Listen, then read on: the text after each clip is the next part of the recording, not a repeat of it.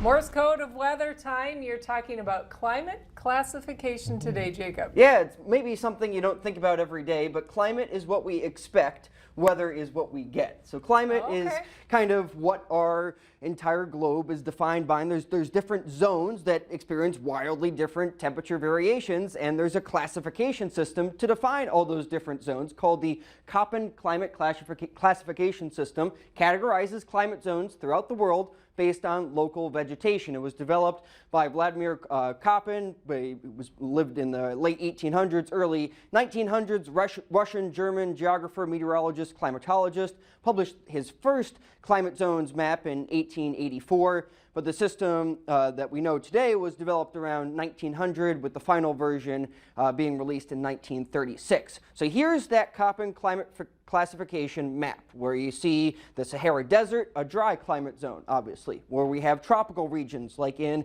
the Amazon rainforest in South America. That's a tropical climate classification zone, like in Central Africa and over towards Indonesia, whereas you have dry zone in portions of Central Asia. You have the snow, the polar regions closer towards the North Pole. Now, there's a bunch of different classifications here dictated by 2 or 3 different letters, and those letters go either tropical, dry, mild temperate, snow polar, and then you have all of these different sub-classifications to put them into. We'll break it down here for you and kind of focus locally first on the entire lower 48, where we're looking at the normal amount of precipitation for an entire year. And closer to the Gulf of Mexico, they get a lot more rain than we do here in the northern plains and over towards the western U.S. And remember, this is a climate classification zone based on local vegetation. So the precipitation plays a role in how much vegetation there is on the ground. And this is what that classification looks like across the United States. Across the south central and southeast, warm, temperate climate, fully humid with hot summers. For the northern tier of the country, for the central and eastern portions, snow in the winter, fully humid, and a warmer summer.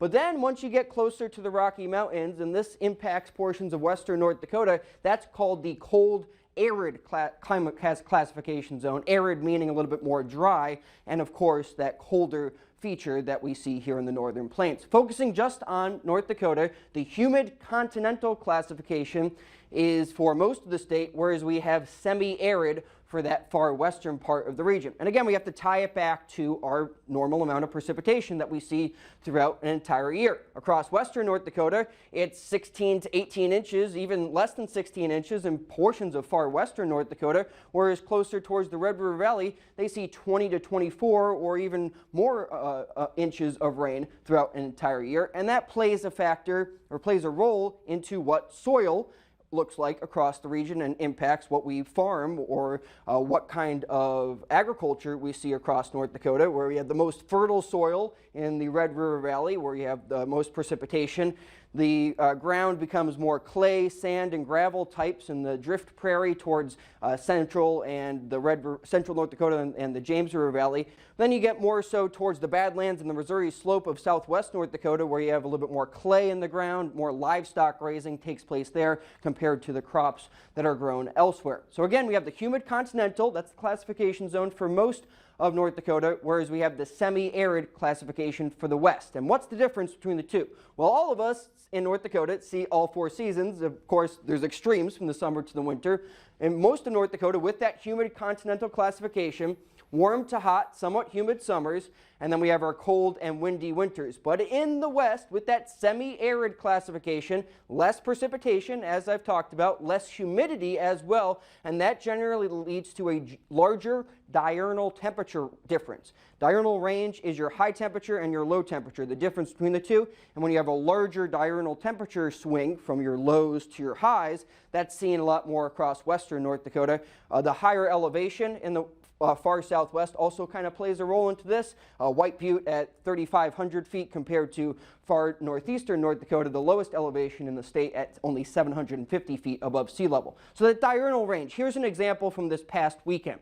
Sunday's lows were the coldest in southwest North Dakota, where we had lower humidity that can allow temperatures to drop off a lot more at night. It was 21 on Sunday morning in Henniger. Skip ahead to Monday afternoon, we had the warmest high temperatures in southwest North Dakota once again. So you see that larger diurnal spread in temperatures from your lows to your highs. In the southwest, you can kind of think of it like you're going from a lower low to a higher high, more extremes in the southwest compared to other parts of the state. Here's an example. Let's go from Dickinson to Grand Forks. In January, normal max temperature and normal minimum temperature. Grand Forks is colder than Dickinson, but that diurnal range is larger in Dickinson than it is in Grand Forks. In the summertime, similar story. Normal max temperature minus normal minimum temperature. We get a larger diurnal range in Dickinson, 29 degrees between that max and min compared to 24 in Grand Forks. And notice that Dickinson is usually a bit warmer than eastern North Dakota as well. It can sometimes be referred to as the banana belt of North Dakota, and that's any segment of a larger geographic region that enjoys warmer weather conditions than the region as a whole, especially in the wintertime, and that's the case across southwest North Dakota. Some other examples of banana belts are near Rapid City, east of the Black Hills, and the Front Range of the Rockies in Colorado. All of these have a similarity, is that they see downsloping winds.